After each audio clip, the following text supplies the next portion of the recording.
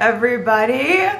It's Allie, and welcome to our Y&R Chat for Sunday, October 6th, 2019. How are we gonna go from Victoria's mostly mild reaction to the fact that Victor's little fake death scam got her butt tossed into jail for the night? How are we gonna go from that to next week? She is apparently lobbing a letter opener at Victor's world famous oil portrait in his office. That was a total digital effect. By the way, if you looked real close, you could tell that it was digitally put on top of Victor's picture. They would never dare actually tear the oil portrait. That thing is gonna be on eBay someday for millions of dollars. And I'm gonna sell everything I own to buy it. So yeah, how are we gonna get there? The only thing I can imagine is that the Black Knight is going to end up returning to Newman Enterprises and sending Victoria back to the lesser office. I couldn't help but notice that Nate gave Victor a clean bill of health on Friday. That just so happened to come up. That rare blood disease that was threatening his life 2 weeks ago. It's completely gone now. He's perfectly healthy.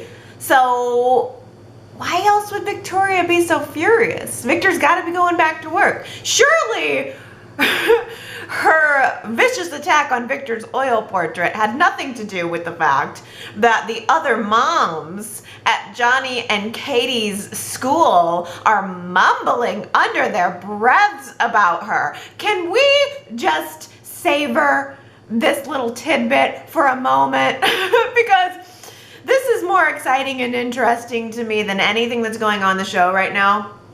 Victoria told Victor and Nikki at the family dinner on Friday that when she went to go to the school to pick up her children, one of the other mothers said to her, "Congratulations on getting out of jail again." The nerve. Oh, can you even imagine? The nerve of saying that to Victoria, to her face. If that's what they're saying to her face, then what are they saying behind her back? I just love this notion that Victoria is getting harassed by the other mothers at Johnny and Katie's probably private school.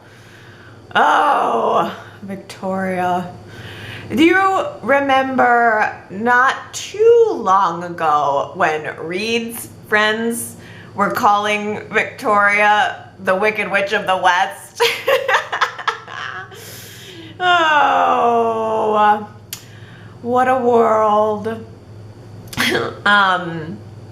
Yeah, I think that if Adam hadn't hightailed it out of town, Victor probably would have just booted Victoria out of Newman Enterprises completely. It probably would have demoted her and handed the CEO position right over to his new favorite son, Adam, since Adam has now adequately groveled at the great man's feet. On Monday, Victor and Adam hashed it all out. And Adam had this complete turnaround in his character. He was saying that he was sorry for everything. He was asking for Victor's forgiveness. He was kind of negating everything that he has said and stood for since he came back from Las Vegas, came back from the dead himself. And then just as fast as he appeared there to Victor, he was vanished. And that scene was interesting because it really could have gone one of two ways. For as much as Adam was kissing the ring of Victor Newman, it easily could have ended up being a figment of Victor's imagination. Adam was saying everything that Victor wanted to hear. Or if it was real, honestly, Adam was doing so much backpedaling on everything that he's said and done since coming back to town. I thought that maybe Y&R was saying goodbye to this character for a while. I thought maybe Mark Grossman was about to get an extended vacation and they were going to send this character out of town indefinitely. It just seemed so final. I don't know. But then, of course, Adam showed up on Tuesday playing cards in Vegas as Spider. I think it's a little bit ambiguous still as to whether or not it was a figment of Victor's imagination or if it actually did happen. I mean, we don't know. We haven't talked to Adam yet since then. But in the previews for next week, Phyllis has tracked him down in Vegas, and I imagine we're going to get some insight then and there. Phyllis seems genuinely worried about Adam, her partner in crime. You know, she wants to talk to him. She wants to find out where his head is at. And she can't force herself to get behind how everyone else in town is celebrating the fact that Adam is gone. They're all having drinks, patting each other on the back, practically with noisemakers in the background, happy that he's gone. And from Phyllis's perspective, she's not just gonna sit back and watch all of that happen while the Newman family just goes on doing whatever they please.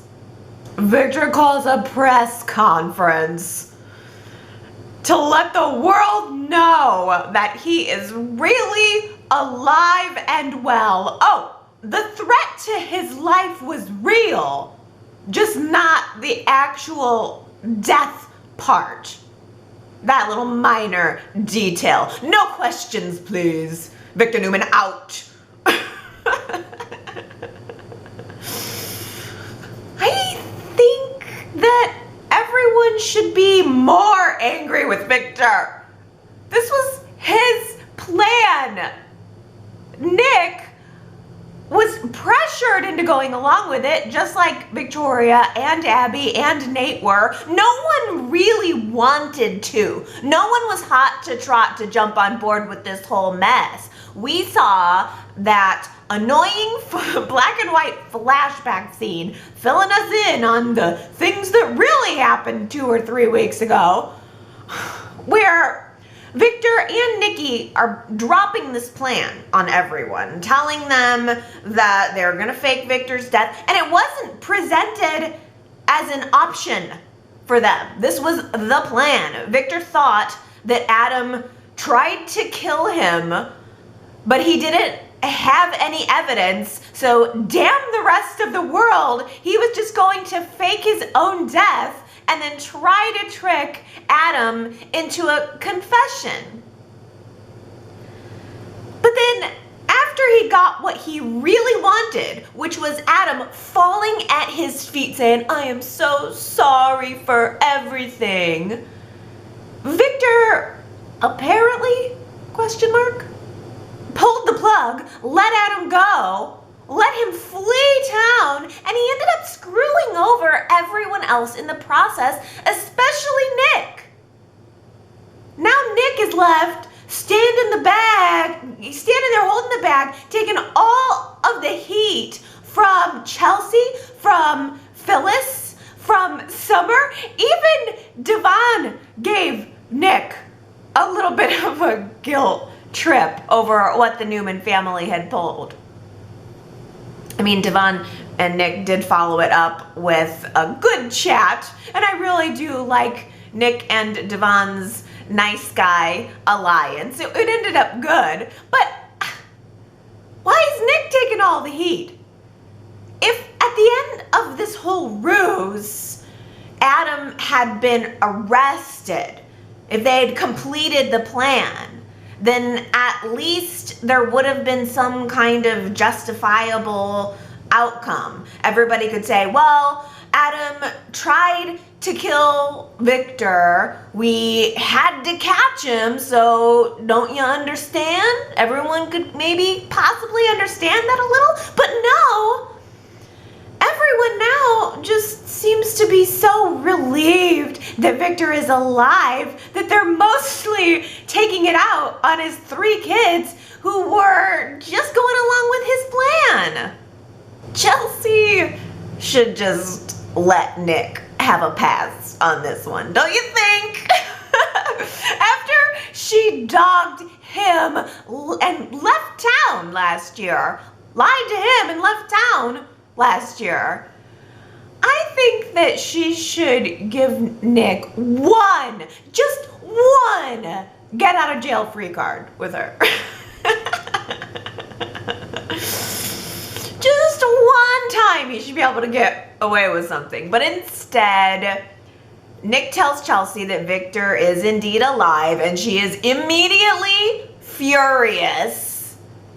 She starts going on and on about how what this really is Nick just needing to follow through with his sick need for revenge on his brother. Again, this was Victor's plan. This wasn't Nick's idea. Victor's plan. Now Chelsea is having a real hard time with this. She is wriggling away from all of his kisses and massages. She says that she has 0 trust in Nick now. 0, though? 0 trust. This wiped out everything. Nick gave Chelsea his implicit trust when she returned to town earlier this year. But now he's lied to her. Now he's hurt her, and we can't have that. How dare Nick lie to Chelsea and hurt Chelsea, who did the same thing to him. Okay. Okay.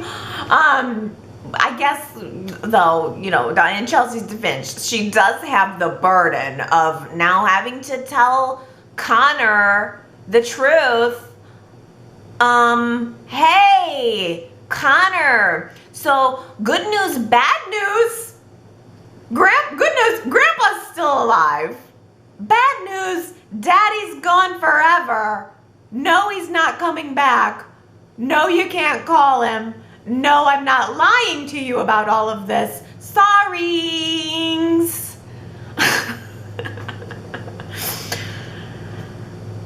I think Y&R is finally giving Chelsea a motive now. I think this is what this is about. Chelsea finally having a motive for dropping the whole good girl routine. I mean, what did it get her ultimately anyway? Only $10 million. That's all she got for these 2 years tops of being a good girl. 10 million, and 2 million of it is filthy, dirty, and it's in need of some laundering. What an asshole. Thanks so much for the money, but seriously, I have to launder it. So Chelsea takes this problem to the only person that she could think of who might be able to help her beat those bills against a rock. You know, rub them on the washboard and then beat them against the rock. Kevin! She asked Kevin to help her launder the money, and in exchange, she's going to give him a percentage. So for every, every $1,000 that he launders, he gets like a percentage of it. And surprise, surprise, Chloe thinks this is a great idea and she agrees to help. Chloe feels bad for what Chelsea is going through. And Chloe feels grateful for the fact that Chelsea just gave her a job as the marketing something or other at the Grand Phoenix Hotel. So what's a little money laundering between friends? This will be a really good tax-free income source for the Fisher family. I'm sure that our new district attorney, Michael Baldwin, won't totally catch on to that in about a day and a half. It's interesting to me how livid Phyllis is with Victor and Nick for not telling Summer that Victor is alive, but it's totally okay that she didn't tell anyone about how Adam doubled Victor's meds and Victor actually could have died. In my book, Phyllis was an accomplice. She's almost as guilty as Adam. She went right along with it and didn't say a word, and now she's playing the victim on Summer's behalf. See, I think that Phyllis is using the fact that the Newmans left Summer out of this plan as an excuse to fuel more hatred for the Newmans. At the end of the day, Summer was left out because of Phyllis. Because of Phyllis's association with Adam. Because Phyllis was abetting Adam. I feel sorry for Summer though. Summer actually feels shut down and shut out and let down and betrayed by the members of the family who knew that Victor was alive. She grieved and they watched her. And they did nothing. And that includes Victor. And that includes her father, Nick. I guess the only bright spot in all of this is the amazing support that she is receiving from Kyle. Kyle has made it his mission to really be there for her, to help her through this troublesome time. He is right there every time she turns around, ready to work on and review the social media metrics and to provide a shoulder to cry on. I will give Summer credit though. She has already pulled herself back from leaning on Kyle too much. We saw a scene on Friday where Summer was watching Lola at Society doing her job, being a happy hostess, being a genuinely nice person. And Summer had a moment where she stopped herself from texting Kyle because she realized that she is in dangerous territory, leaning on a married man. And she doesn't want to adopt and perpetuate these questionable morals that she sees ever present in her family on both sides. And Phyllis did jump to remind Summer of the fact that she is guilty of having some questionable morals too, especially when it comes to fidelity.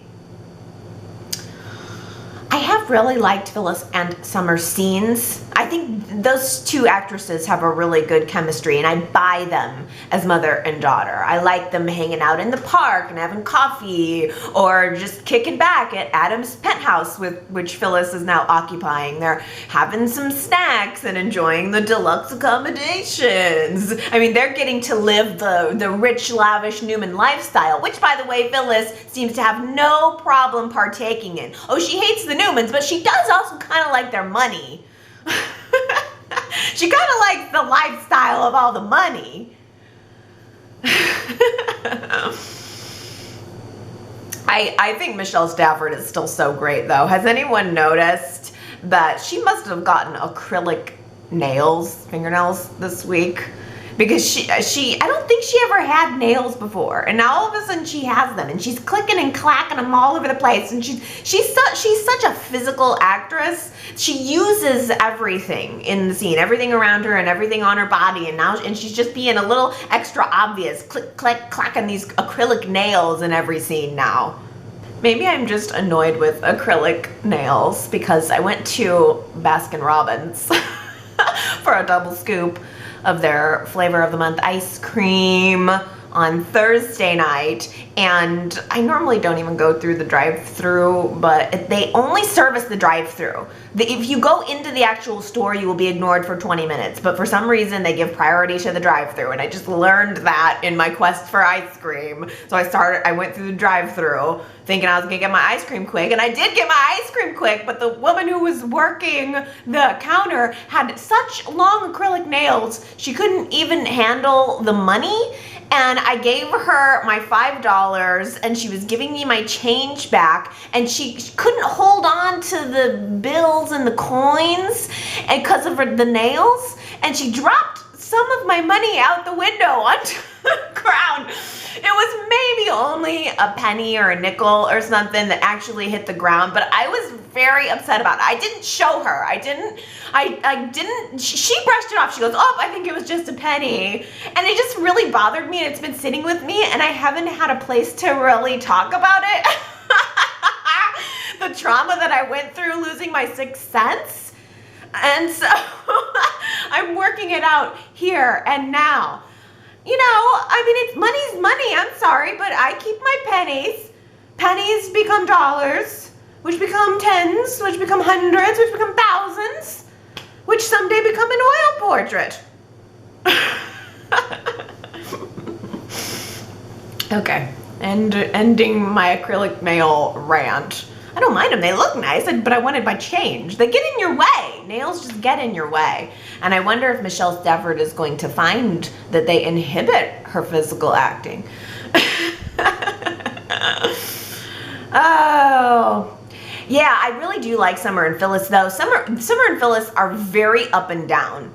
I think that Phyllis has a hard time separating her hatred for the Newman family from the fact that her daughter is technically a Newman, and she made it that way. There was some allure there for her at one point. So the problem is it creates a wedge. Phyllis's feelings about the Newmans have created a little bit of a wedge there. Summer can't fully lean on Phyllis due to those feelings.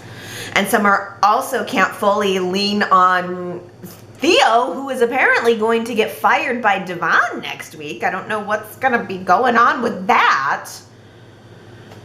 And also, Summer can't fully lean on Kyle because he's married. So Summer is a little bit afloat.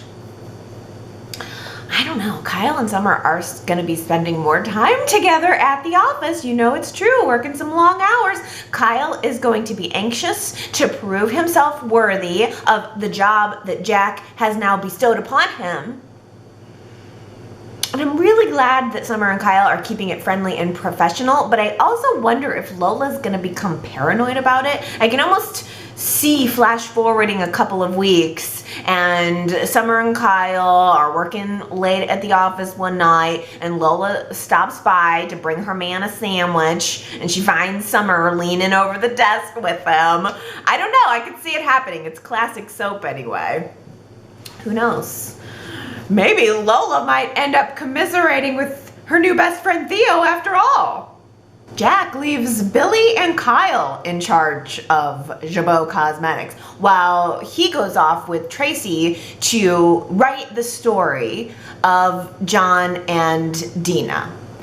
I'm still wondering how much of that book, if any, we're going to see played out on screen, especially considering we've already seen so much of it played out over the course of the past year. I'm not sure. But I love the idea of Billy and Kyle working together and maybe sometimes working against each other. A little bit of friendly competition could be fun. Never hurt anyone.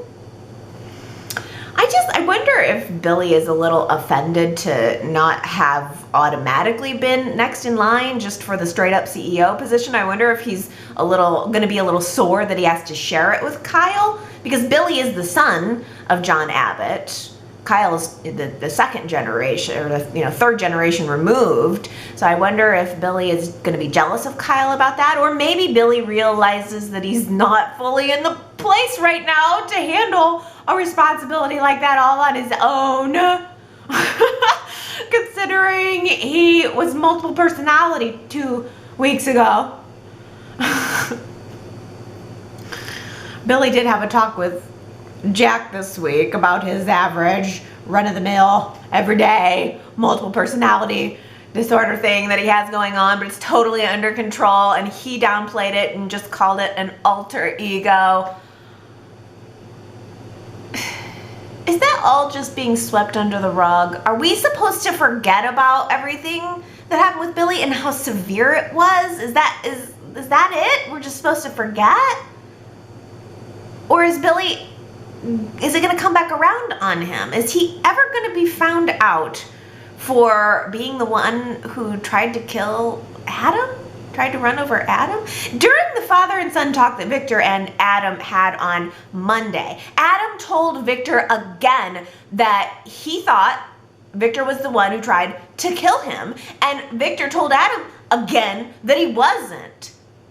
So now that they've had that talk, and now that Victor seems to have a growing soft spot for Adam, and it seems like some of those good vibes have been restored between them, at least on Victor's part, I'm wondering if Victor is going to want to try to do some digging to find out who it was that tried to kill his son Adam. I mean, like, isn't he curious? When Adam says somebody tried to kill me, doesn't Victor think, who could that be? Maybe I should use my considerable resources to find out. Oh, I don't know. It's still possible. It is still possible that this is going to catch up with Billy, because there was a moment during Nikki's super successful, super family healing dinner party fun time where Victor made a snide comment to Billy, something about how he hopes that nothing happens that shatters Billy's illusion of his world being on track and going well. So maybe that was a hint to something that's going to come. Is Victor ever going to put it together? That all the while he's wondering who tried to kill Adam, he's standing there face to face with the man who tried to kill Adam. Nikki's plan to heal the Newman family with a dinner party was a little bit naive. This family has bigger problems than Cook can solve, I think. But Nikki did have an opportunity to show us some amazing fashion through the week, though. I thought she looked amazing in her sparkly blue V-neck gown at the party. I mean, I couldn't look at anybody else. Nikki upstaged everyone else at her own party, as it should be. And I also loved her the day prior in her metallic gold blazer. Nikki's fashion has been really bold and brash this week, and I love it. She just looks really good. The party was a flop, though. Everyone there was mildly ticked at Victor. In my opinion, not as ticked at him as they should be. And then you have Abby. Abby was the only person who was kind of defending Victor. From Abby's perspective, the entire goal of that fake death plan was to save Victor's life. And they saved Victor's life. So, success in that way. And I think Abby also wants the family to try to stay tight and not turn on each other. But even Nate sees how messed up it was. Nate is totally over this Newman drama. He was talking with Elena about it on Friday. I don't know what this means for their relationship. I don't know what this means for Abby. It's just that her attitude is, so what if Victor let Adam get away? Let the police work on that. But I don't even really know if the police are still working on that. Are the police still working on that? Are they trying to find Adam? On Friday, Michael revealed that Adam sent him a copy of, or not a copy, but his phone, but it had been wiped. For some reason, it had the PIN number to get into it, but there was nothing on it. It was a wiped phone, which was to indicate to Michael that Adam was wiping the slate. He had deleted all of the incriminating photos that he would have had of Fen and just everything. This is Adam's way of saying, I'm done with you, Genoa City. I don't need any of this anymore. Goodbye. And Adam presumably had blackmail evidence on Kevin and Chloe too. I mean, who knows what all was on that phone? I remember last week that Adam was recording a pseudo confession on that phone. He was saying a lot of his thoughts out loud. It cannot be a coincidence that he said it into his phone. It was monumentally sloppy in a way that Adam is not normally sloppy. He should never have recorded himself saying anything that could ever be interpreted as a confession, but that's exactly what he did. And now we do still have Kevin on the GCPD as Mr. Techo guy. So is there any possibility that Kevin is gonna uncover that file? Is gonna go into the cracked phone and find something against Adam? And maybe Adam will try to be arrested? I don't know. Paul doesn't seem to be pursuing Adam. Probably mostly because he's humiliated. For once, Paul was actually in on the plan. He was actually included on one of these harebrained plans, and what did it get him? It completely backfired on him. He didn't complete the mission. He didn't catch the bad guy. And now he's got Ray barking at him, looking at him like he's a traitor. And frankly, I'm sorry, Ray, you're really hot, but you need to let it go and mind your own business. Paul's your boss. You don't have any place questioning him like that, not if you want to keep your job anyway. The other thing that Ray needs to let go is Sharon. I'm sorry. I was a really big Sharon and Ray fan. I loved them together, but now I feel the ship has sailed. Mariah and Lola are trying to set Sharon and Ray back up to get back together. Do they know that Sharon slept with Adam like 2 days after she and Ray broke up? Yes, Mariah definitely knows that. Sharon told her. I don't think Lola knows that, but I can't help feeling that they're ignoring the big old red flag. Why are you trying to push these two together when they really haven't resolved the main problem in their relationship, which was Adam? Early in the week, Mariah was trying to set up Sharon and Ray, and then later in the week, Lola was trying to set up Sharon and Ray. And at the end of Friday's show, it seemed to have worked because they'd had kind of what they labeled as a date, and they walked off to the parking lot, off stage, off scene, off for the week, holding hands. So I guess they are reuniting. And I vote no on a Sharon and Ray reunion. How do you vote? That's our poll question for the week. Should Sharon and Ray reunite? Maybe you think they should. Go to yrchat.com, vote in the poll, leave me your comments. Do you think this is a couple that should get back together? Do they have some staying power? I don't know. I feel like Adam is the problem between them. I don't feel like it's been resolved. Even now, all they ever talk about is Adam. Ray can't stand Adam. He's talking about that. Sharon is always going to be right there making excuses for Adam. And I know she says now that she's not going to. Right now, she's talking a good game, saying that she's done with Adam. She realizes she can't change him, yada, yada. But what happens when Adam gets back? It'll be the same thing all over again. I'm telling you, it's an impasse. I think it's time that we call it just friends and move on. Plus, Sharon shouldn't be talking out of both sides of her mouth about how she doesn't want to be defined by the man that she's with, all the while waiting over here to find out who is the next man that she is going to be defined by. Kane Ashby. should be feeling like $1 billion this week. Well, actually, he should be feeling like about $2 billion. Kane was named the new 2 billionaire in Catherine's new will. Basically, this new will is exactly the same. Exactly. Except you could swap out Devon's name for Kane's. Now, Kane is the inheritor of the bulk of Catherine's estate. For about a minute, Devon thought Kane must be behind it.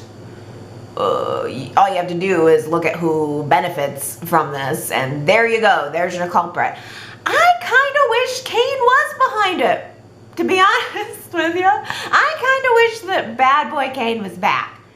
If we cannot find him a suitable partner, since Y&R fans apparently out there cannot handle seeing a hot guy with an older woman, then let's just let Kane go rotten. I think Daniel Goddard would make a hot bad boy. And that's how he came onto the show, a hot bad boy. Take Kane back to his roots. I'm all for it as a Kane fan.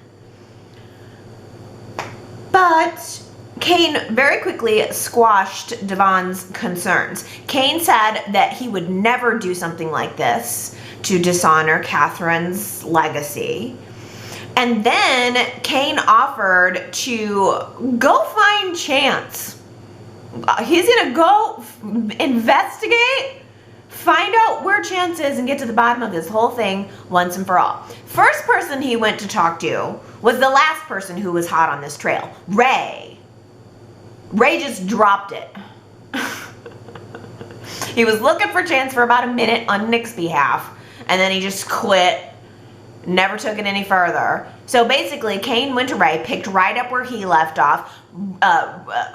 Ray gave Kane Ruse's name. It's been like 3 months since we've even had any movement on this whatsoever. I cannot believe that I'm even hearing the names Chance, Riza, Spider, Vegas, blah, blah, blah. Did Y&R just realize that they left this loose end and now they're scrambling to try to tie it up and pretend like they were always gonna? Oh, no, we were always gonna do it. Yeah, we definitely had this. Thanks for noticing how that just dropped, but we're on it though. We've been on it. We were just waiting. Yeah, right. I was fine to let it go, and now I'm right back to where I was. How is Adam connected to Chance? Is Adam connected to Chance? Is Chance really the one behind this new will? Is Amanda in on the plan?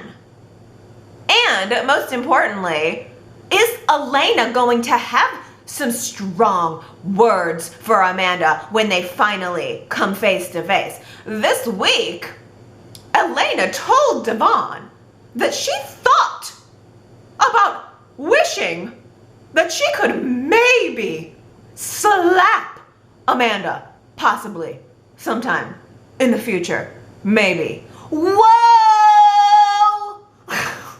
Whoa, Elena! Girl, you better reel it back in. You are out of control. You feel like you might maybe sometime possibly want to slap Amanda?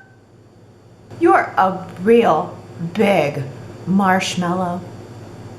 You know, we could actually technically say that about Elena because she really is so non-reactive. I mean, I appreciate her realness. I mean, honestly, Elena is very close to what my personality was. One of the quotes that I wrote down for the week that was a contender for Who Said It was Elena said to Devon on Friday, if you don't start any problems, there won't be any problems. Well, that's exactly how I feel in life, but somehow on the show, it is so boring. I want to see something out of Elena. Otherwise, I think I'm just going to start calling her the big marshmallow. Even though that quote had nothing to do with Elena. You're a real big marshmallow was what Lola said last week to Theo when he fainted and fell to the floor. Deep down there, Theo's a real big marshmallow. Well, Jamie, Sandra, Keisha, Angela, Jillian, Cherie, Henry, Brenda 08, Sheila, Jamie D, Tanya, Ambreen, and Diana, you all got it right. Here's a new quote for you. I know you guys heard this one, so I am prepared for your correct guesses. Here we go. Adam left, Victor's alive. Welcome to life in Genoa City. I think that was a really good synopsis of the week. Adam left, Victor's alive. Welcome to life in Genoa City. Who said it? If you think you know, go to yrchat.com to leave your guess. And if you get it right, then I will give you your shout out on next week's Y&R Chat. All right, let's talk about our last poll question. Last week I asked you, is Chance really the one who's behind Catherine's alternate will? And 84% of you said no. I think someone else is pulling the strings with this whole new will. 16% of you believed that it was Chance. I have to say, I voted with the minority. And only mostly because I am constantly anticipating twists with this new writing team that never turn out to be true. And I'm just trying to adjust my thinking away from the twists. I don't think it's a twist at all. I think it probably will end up being Chance, and they'll just explain it away. And the real point of the whole thing is not who's behind it, but that it brought Amanda into Devon's life. But obviously I'm in the minority because the majority of you believe that someone else that's not Chance is behind it. And now let's read some of those theories. Lynn 4283 says, my theory is Kane is behind this whole thing. Remember, Kane came to Genoa City pretending to be Philip Chancellor III. So I would not put it past him to be the one pulling the strings with this contesting Catherine's will mess. I wish. I would honestly be happy if it was Kane. I mean, he could be putting up a good front. I mean, who wouldn't want to have the $2 billion, and why would anyone want to switch it to Kane for no reason? There would have to be a motive. Daisy says it's possible that Lily told her story to other inmates and someone blames Kane for whatever pain Lily was expressing. And knowing Devon is Lily's brother, they planned an elaborate scheme to make it appear that Kane is trying to defraud and steal from Devon so that Kane will be punished and land in jail. Oh, this is an interesting twist too. Maybe the plan is designed to frame Kane. Oh, that is interesting. Or Keisha says, I'm thinking Kane and Chance somehow set this whole thing up.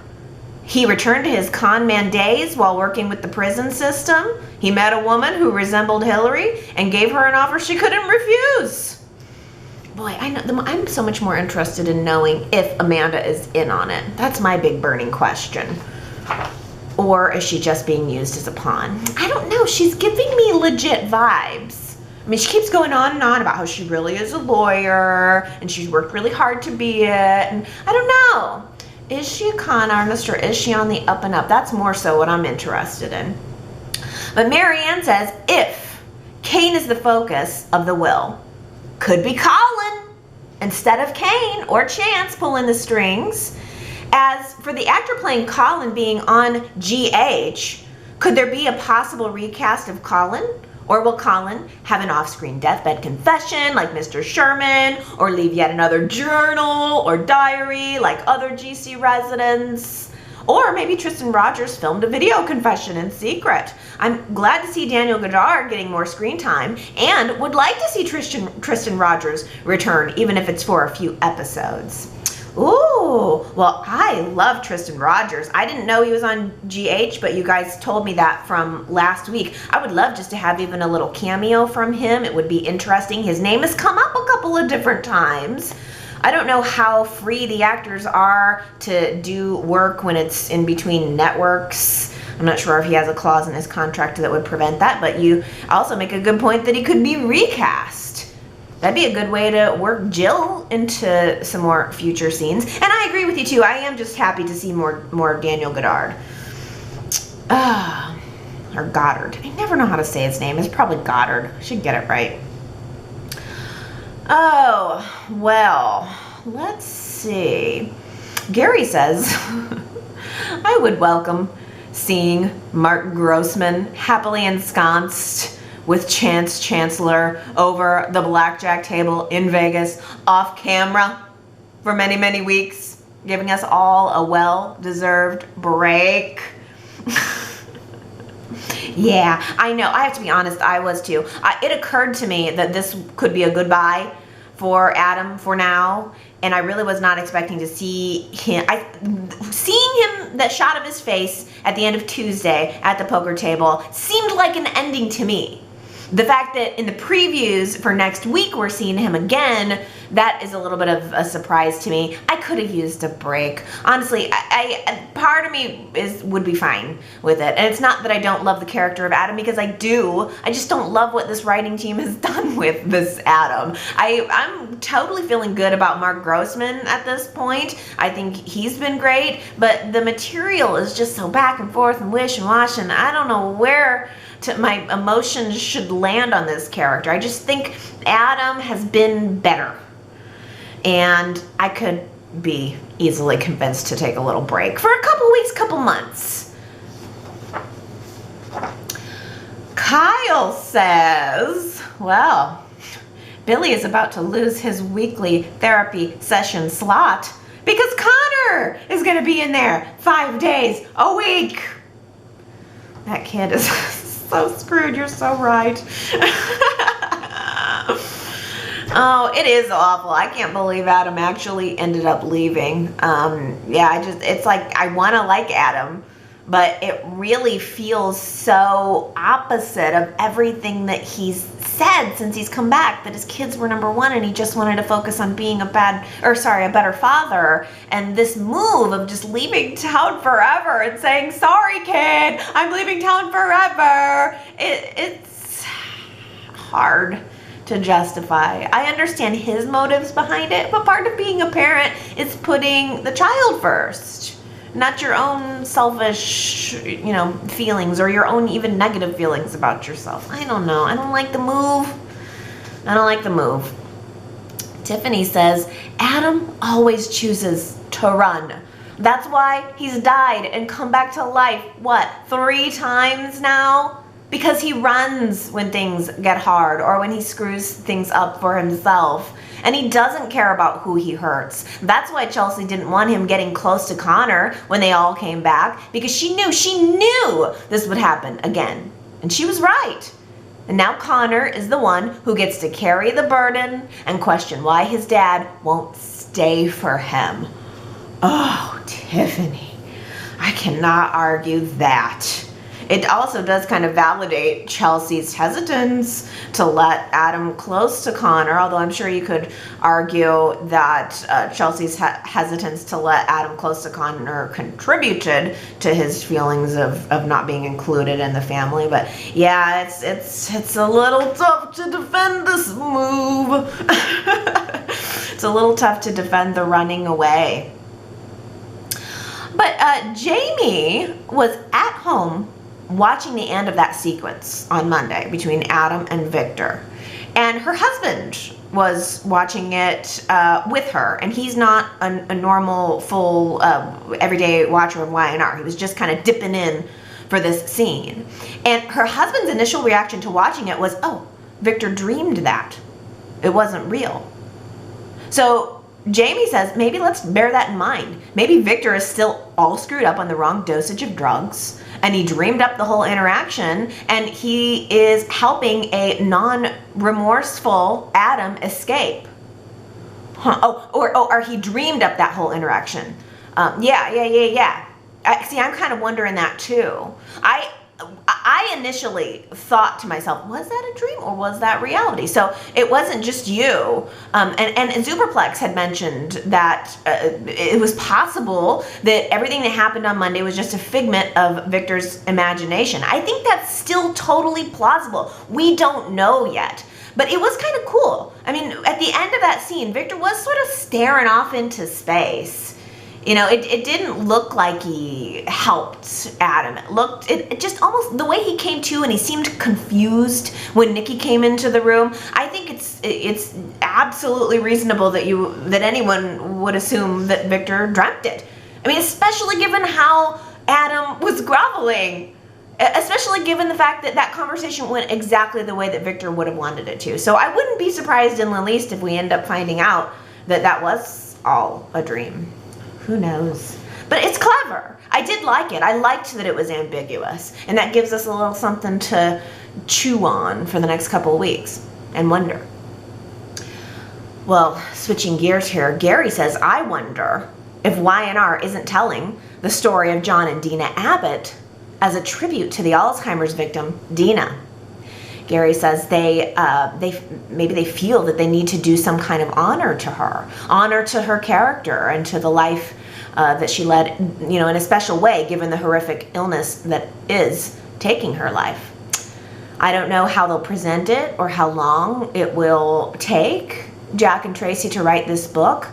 I don't know how they'll dramatize it, if we'll get those actors working overtime at Y&R or not, but I think that they're going to create a beautiful story that reaches beyond the abandonment of Dina and John, and it will be some kind of poetry in a way. And then, Gary says, the book will be presented and Dina will die, kind of in a blaze of glory. That had never occurred to me, that really what we're seeing with this book is the precursor to the end of Dina. Oh, you're right. Because Y&R has written themselves into a corner with the Alzheimer's story. We have seen that Dina is so despondent. I mean, she had that one little happy glimmer of a moment with Jack last week, and it was wonderful, and that's a nice note to leave her on, but that might be her last scene. We might just get this book, and maybe it'll be finished right around the same time that she's dying, but I think you're right. This is what it's leading to. But, you know, I like what you said, that it's going to be more than just that same abandonment John and Dina story that we've seen already for 2 years, that it will really be more about paying tribute to the life that she led, and, as you say, leading into potentially her death.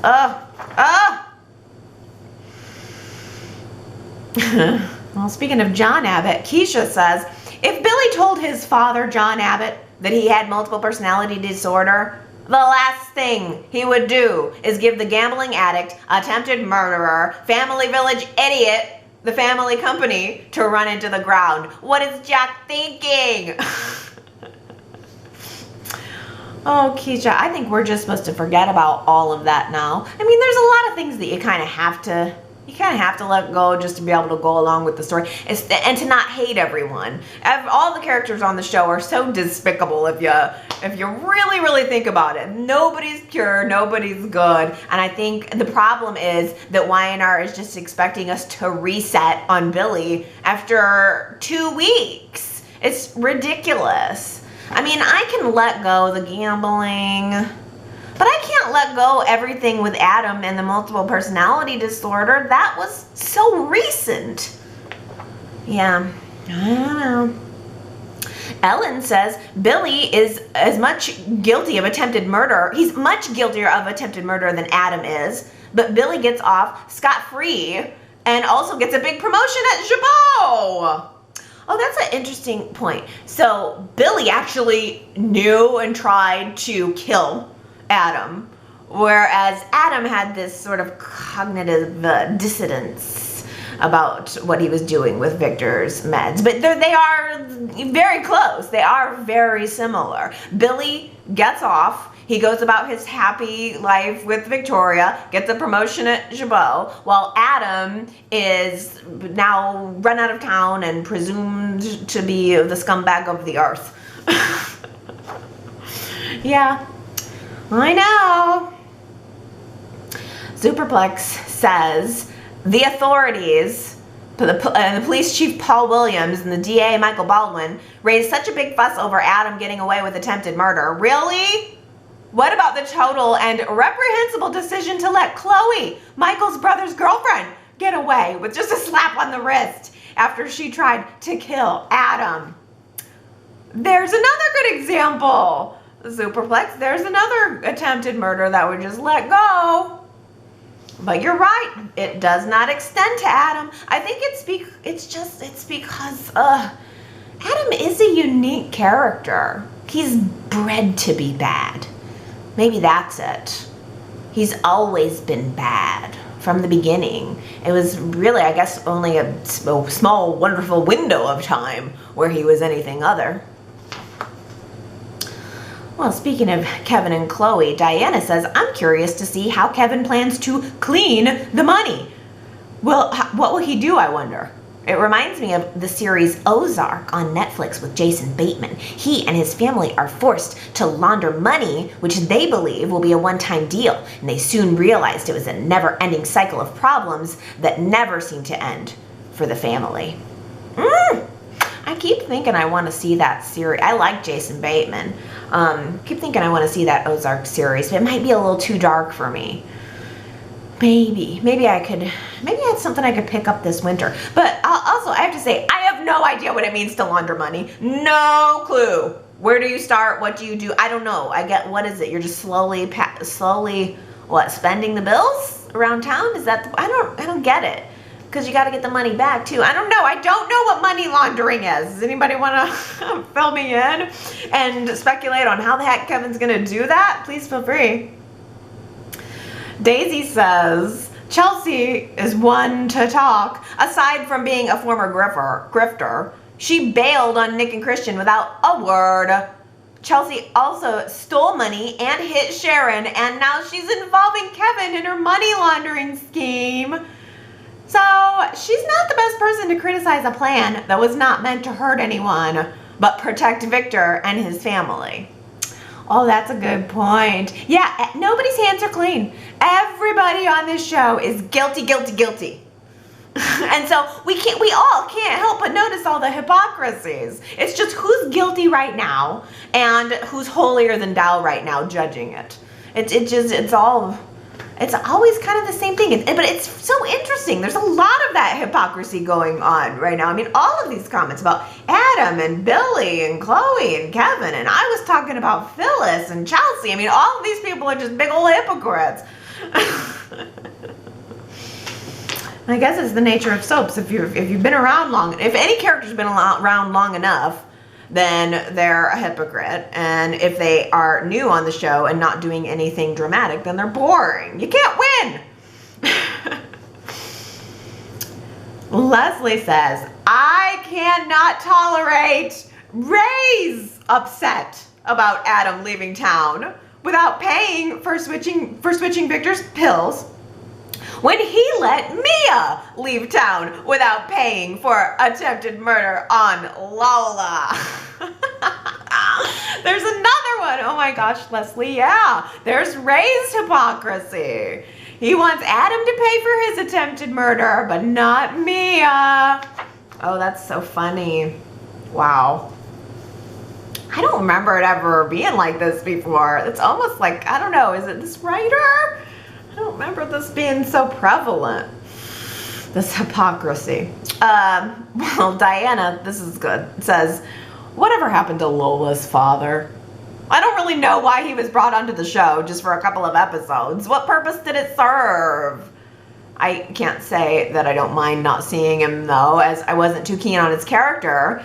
I think Y&R had a reason for bringing him on the show, but changed their minds. Yeah, I know. It's funny that you mention him, because I think the last time we saw him, he was just at the coffee house. We never got any indication that he was leaving town, right? I don't know. That's how I feel about a lot of stories right now, though. Y&R starts something, and then they change their mind, and maybe they'll, like the Riza thing, they'll come back to it in 3 or 4 months. Sherrod says, Allie, I was slightly disappointed, considering how much of a Hillary fan you were, that you had no reaction to Mariah saying she loved Hillary.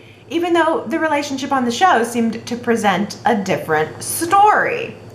Oh yes, that was from last week. I know, I did not zoom in on Mariah's reaction to seeing Amanda for the first time. You're completely right. Yeah, if I blink, I miss something, and I am definitely guilty of I saw the scenes, but I definitely did not dig into that specifically. I guess maybe because I got a sense that Mariah and Amanda will be seeing more of each other. But yeah, I mean, Tessa was comforting Mariah, and it was a big deal for her, and I do feel for her because that was a complex relationship. But I think there's more to come on that. I think there'll be more. But that's also a really good reason to make sure you get your comments in for the week, because I look for stuff like that maybe I missed, or maybe I didn't. I can't focus on absolutely every moment every single week. It's just impossible. I'm gonna miss something. But that's why I look to the comments, because I always collect comments last, and then I come in and I look and I see if you guys are talking about anything that I missed, and then I bring that in and talk about it in the comments section. Or I also look for comments that maybe analyze a moment more or differently than I did. I always look for counterpoints. So it's a good way to get your get those opinions in early in the week, and make sure that the moments that are important to you get some focus, at least in the comment section. I was at the website this week, and I was noting how much I loved Nikki's metallic gold blazer.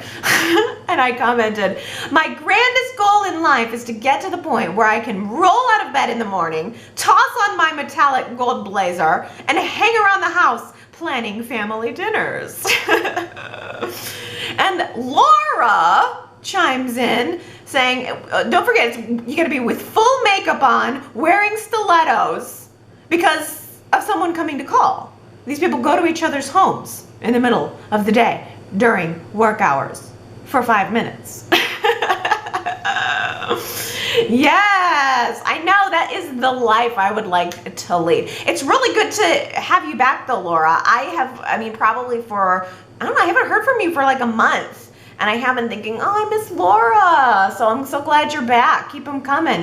At least we can connect on these fashion life goals together. Okay, everybody. My goal for the week is now complete. Another Y&R chat. Hopefully it was a good one. What do you think? Go to yrchat.com. Give me your opinion, your comments. I always love hearing from you guys. I do like to chime in there through the week if I can. Can I just tell you too, this has been one of those weeks. We had a massive storm. We've had so much rain here. We had a big old lightning storm. I'm sitting here, got the TV on in this lightning storm. All of a sudden, a lightning strike. It blew out my TV, my internet router, my modem, the little box that I was bragging about a couple weeks ago about how I record Y&R Live. It blew out my magic box. It blew out everything connected to my entertainment center TV wall. Gone. Just gone. Had to pay the cable company for the new modem. Had to replace all of it, which I have. I have a cheap TV. I don't spend a whole lot of money on electronics or anything, but I like it. I like watching my Y&R on the TV. It cost me $500 to replace this lightning strike equipment. And then I stood there the first day I had the new TV up, and I was obsessively trying to adjust the brightness and contrast settings for watching Y&R. That's how I tuned the TV. I turned on Y&R during the day as it was airing live, and I stood there with the brightness and the contrast and the color, and I tuned the TV to where I think Y&R should look. Obsessively, too. Y&R should look a certain way. It almost looks like a nighttime show in the daytime. It should be high contrast. I want those deep, dark tones of the sets and the shadows of people's faces, but I also want the brightness of their skin, and I want to see the outfits sparkle. And it was quite a task, standing there with each little tip tap of my remote control, getting Y&R to perfection. Right where I need to see it. And it's back now, everything's replaced. But can you believe that? And in the next couple weeks, I'm gonna have to have a roof repair. Fun! I'm not even kidding, the roof started leaking and the TV blew out within 5 minutes of each other. It's been some bad weather here. I hope none of the repairs interfere with Y&R Chat in any way, but boy, it's been a hassle. It's been a hassle. And then the lady dropped my change on the ground. And listen, I know I could have gone back to get the change, but also I felt like I couldn't. I felt like if I opened the door at the drive-thru, I would have banged the door. I was so close to the window, I would have banged the door on the drive-thru, and that would have been a whole thing. And I didn't want to be the person who drove around, parked in the parking lot, and then went back to the window looking for change. I felt like I had to let it go. I just had to accept that my sixth sense was gone. And then I just buried it down, and I haven't talked about it until just now. I just swallowed that pain.